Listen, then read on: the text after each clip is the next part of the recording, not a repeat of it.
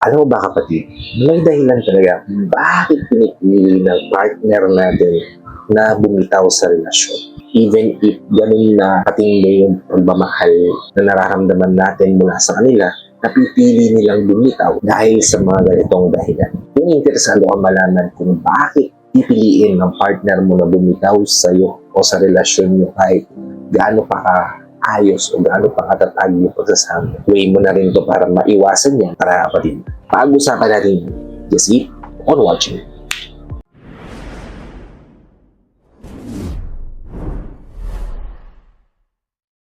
Hi, I'm Gary Aquino at gumagawa ko ng mga videos natin dito para matulungan ka na maging best version ng sarili mo para maibigay mo yung best self mo syempre sa taong mahal mo. Kaya kung bago ka pa lang dito sa channel ko, please consider liking this video.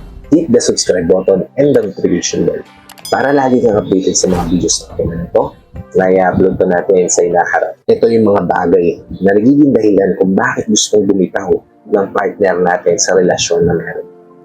Una kapatid, kapag hindi na nararamdaman ng partner mo na nire-respeto mo siya. Ang respeto kapatid ay isa sa pinakamalaking aspeto na makakapagpatibay o makakapagpatatag ng relasyon mo. Kung marunong tayong rumespeto sa partner natin, hindi literal na magmamaano ka sa kanya o magbabow down ka sa kanya. Kundi i-respeto mo yung boundaries na sinet niya para sa inyo. I-respeto mo yung me time niya, i-respeto mo yung decision niya, i-respeto mo yung kaugalian niya, i-respeto mo yung paniniwala niya. Then kapatid, mas marami kang magiging benefit kapag ginawa mo. Mas maraming dahilan para hindi bumitaw yung partner mo sa iyo. Pero kung nararamdaman na ng partner mo na hindi mo na siya nire-respeto, binabastos mo na siya sa harapan ng mga mahal niya sa buhay, sa harapan ng pamilyang binubuo niyo, then kapatid, yan yung magiging dahilan kung bakit siya bibitaw sa relasyon. Okay, proceed tayo sa ikalawa, which is kapag nararamdaman niya na hindi mo siya sinusuportahan emotionally. Well, guys, para sa aming mga kalalakihan, yung ganyang pakiramdam isa sa mga bagay na nakakapag-shutdown para sa amin. Bakit? Kasi bilang partner namin, kayo yung una namin tatakbuhan. Pero once na binigyan nyo kami ng reason para hindi na mag-open sa inyo, sobrang mararamdaman nyo rin na hindi na talaga kami mag-open sa inyo. Kasi hindi namin nararamdaman yung emotional support. Malamang kung nararamdaman namin kung mga kalalaki, nararamdaman nyo rin kung mga kababae. Hindi mo na nararamdaman yung support emotionally ng partner mo sa iyo, posibleng maghanap ka ng suporta mula sa iba. Diba? Yan yung dahilan kung bakit bumibitaw yung partner natin sa relasyon na meron tayo. Okay? Kasi tayo sa ikatlo, which is kawalan ng physical intimacy.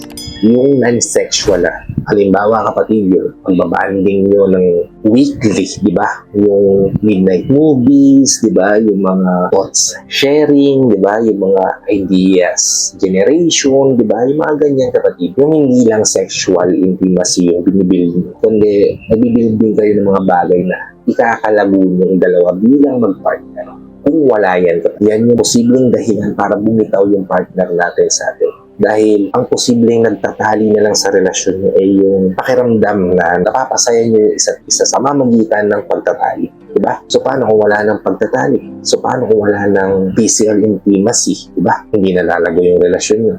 Hindi na kayo tatagal. Diba? Kaya kung lacking to sa relasyon nyo, malamang sa malamang, yan yung maging dahilan para bumitaw siya sa pagsasama niya. Okay? Proceed tayo sa ika-8, which is nararamdaman niya na hindi siya kailangan. Kadalasan sa mga kalalakihan kapag nararamdaman namin na hindi na kami kailangan sa isang relasyon o even sa pamilya na meron kami, kasi sinisisi namin yung sarili namin sa pagiging incompetent na dahilan para mag-down kami, dahilan para maging depressed kami, di ba? Reason para hanapin namin yung sarili namin na nauuwi kadalasan sa hiwalayan ng magkarelasyon. Pero nangyayari din sa mga kababaihan, di ba? Kapag nararamdaman nyo na hindi kayo kailangan sa isang relasyon, naghahanap tayo ng tao na kakailanganin tayo. Kaya nga nagkakaroon din ng third party, di ba? Hindi lang sa kalalakihan, hindi rin sa kababaihan, di ba? Dahil sa ganitong pakiramdam.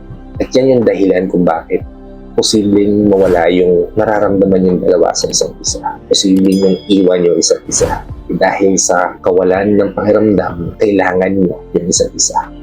Okay? Proceed tayo sa ikalima, which is kapag hindi na namin nararamdaman yung napapakinggan kami. Hindi lang lalaki yung gustong pakiramdam na napapakinggan. Siyempre, kayo rin mga babae, gusto yung pakiramdam na napapakinggan.